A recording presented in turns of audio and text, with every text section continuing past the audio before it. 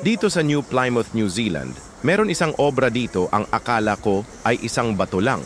Ngunit ng aking itong pinagmasdan, ito pala ay isang sanggol na hawak-hawak ng kanyang ina o ama.